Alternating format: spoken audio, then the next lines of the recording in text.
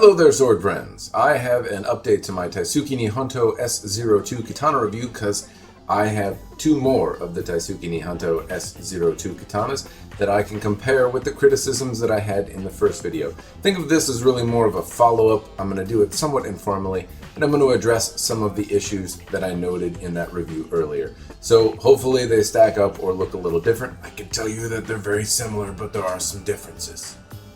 Now let's start with the ska, okay? This part right here, the suka, whatever you want to call her, the general area. Now, what I had noted before is that the ito was comically loose. And I'm happy to report that in this case, the ito is not comically loose. It's reasonably tight. It's a little inconsistent. It moves around in some places. It wiggles over the manuki quite a bit. The kashira is tight on the red edition and reasonably tight on the blue.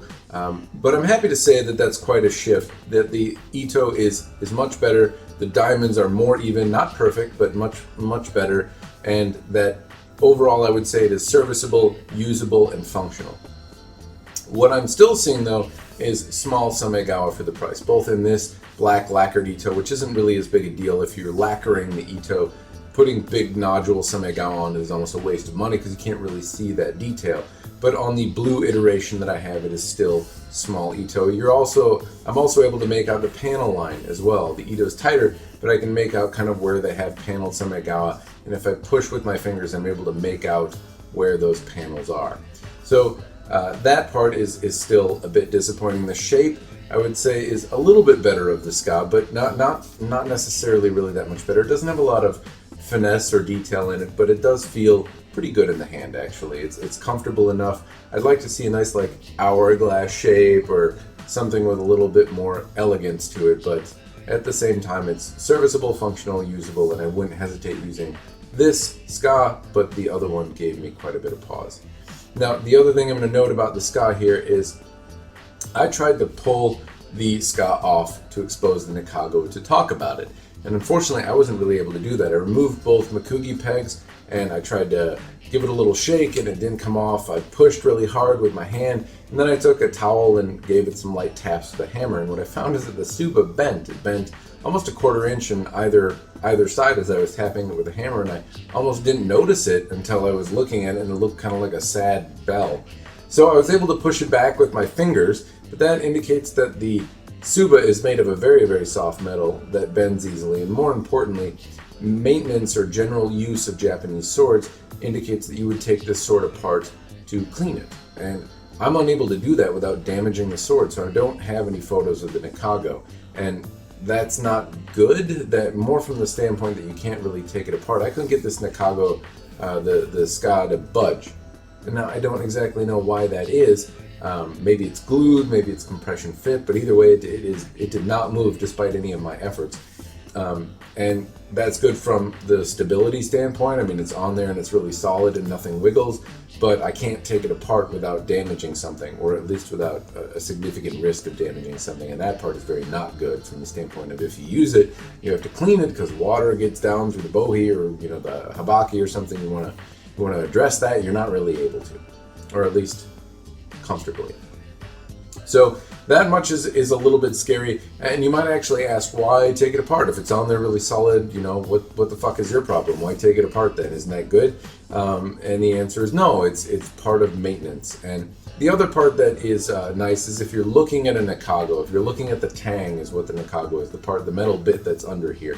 It's kind of thought that if you look at a nikago and it has refinement, as in there's very even file marks, the lines between the thicker spine of the blade and the edge as it tapers down are even and crisp, and it's shaped well, and the shape follows the curve of the blade, and the munmanchi and hamanchi, kind of where that blade collar meet the blade, if those are terminated well and not, fitsy-futs down there, very technical term, that the smith put effort into the areas of the blade that you don't see, and it stands to then reason that there are other aspects of the blade construction that you don't see that are also attended to with equal diligence.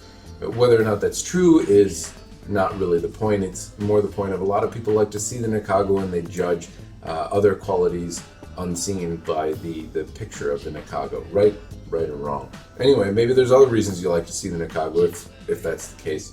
throw it down there, but you're not going to see it on this one because it was too much of a pain in the ass to take off. The other things I'll note is the fittings. Now, on the earlier review, I noted that I really like the fittings. That remains true. They're beautiful. This one doesn't have the blackening done to the silver, just pure silver, and I think it looks great. The Tsuba, though, is a little bit of a concern. I don't know if it's also made of pure silver. I dinged it a little bit, and underneath it is a silver color, and the magnets that I have, buckyballs, don't stick to it. So I don't know if it is silver or some other alloy, but in any sense it is very soft because I was able to bend it so easily. That has not ever happened to me before. And well, you know, that's a concern. It's good to have nice, you know, silver cool fittings for the Fuchikashira Manuki and the Habaki, but the Tsuba, I might think that having a solid lump of silver isn't so great. And anyway, I don't know if that is or is not a solid lump of silver, but it's very soft in any regard. So that's really what I have for you in terms of the Suka area, or the Ska, Nakago, that type of thing in the Tsuba.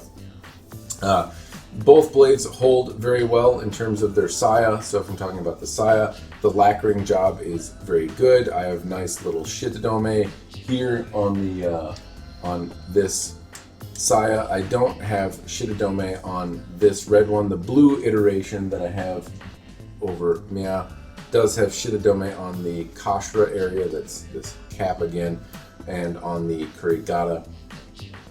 But on this red one, there are no shitadome. That's the little kind of washer that goes between the ito. Anyway, you know what it is, you don't. It's not a big difference, but it's not on here. The lacquer's nice, it holds well, but this big fat mouth on the Koiguchi is also still there. It should be noted that this area on the Koiguchi is just jarring, and I noted earlier that some people might like it because maybe it offers some additional protection if you're doing draw cutting, and other folks might not because aesthetically it's not good. I mean, aesthetically this is not the way things are supposed to be on a Japanese sword. They should be much closer to one another. This happens when you have a big fat blade and small Fuchikashira. But in any respect, this is really big and thick and hardy, and I asked Thaitsuki about it. They mentioned that it saves it from breaking and shipping, there's less issues, but I don't know that I really like this. It does sound like it's intentional, but the main point is, if you were hoping that it was just a fluke on the one that I had, it doesn't sound like it is. This seems to be the case. Both blades have this big, hardy, thick bit with about a 1/4 inch on either side of the kashira, which is just a very jarring appearance. But it does hold. Functionally, it's very good. The lacquer seems thick. Everything is on there good. The transitions are pretty well done, and there's that.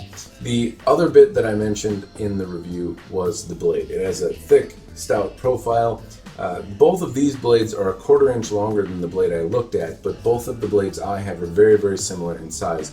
They're only off by an ounce in terms of weight distribution. In terms of thickness and overall appearance, they're nearly identical, and as it's a handmade blade, that's either a testament to good smithing to be able to make something consistent that way, or use of machines, or something else. I'm not entirely sure, but they are very, very similar, but with enough differences that make me think they're not stamped out or CNC'd. Even if they are CNC'd, it's still easy to have an extra ounce here or there. Anyway, the thing that I would note is that they're pretty consistent on their measurements.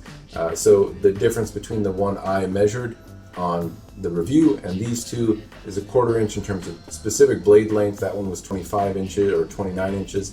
These are both 29 1/4 inches.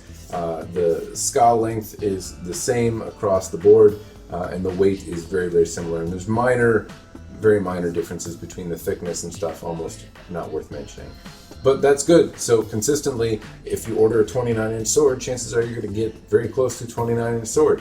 I've ordered 29-inch swords and gotten 27-inch swords before. So the consistency with the length is a positive thing.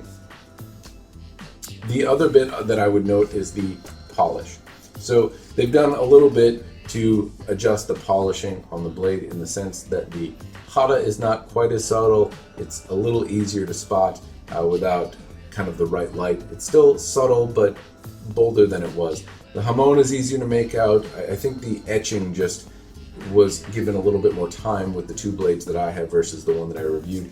And the Kasaki is significantly better in the fact that it's there versus the other one, which totally missed the mark. These have a Kasaki. I would say that the polish in terms of the lines being clean and even is very good, but the finishing level just isn't quite what I would hope for. There's a lot of character in the blade, and it's not really brought out very well by the polish. This one is better though. The Kasaki is better. It's there, but it's not quite as crisp and clean as I would hope for in a really high-end sword. I don't know that really anyone delivers a really crisp, clean Kasaki, but still, for how much the sword is, it's just not quite at the level I'd say. Nevertheless, it is better. So if I'm summing things up, a couple things that I learned is that, pretty consistently functionally, the Saya's good. It's functionally and consistently fat. The fittings are really nice. The Ito shows an improvement. This is much tighter. It's usable. It's not laughably and childishly terrible as it was in the one I reviewed. The shape seems to be pretty consistent. The measurements seem to be pretty consistent. And the one kind of new downside thing that I learned is that the Tsuba is very soft and the Nakagwa does not come off easily. And if that's important to you, that's something worth noting. Now that said, the Ito better, polish and Kasaki better, and those are also very important notes. So some things got better, and I also learned some stuff that was not as positive. That is what I have for you for this review. I hope you found it useful or relevant, and thank you for your patience and your patronage. Cheers to you, and thanks for watching.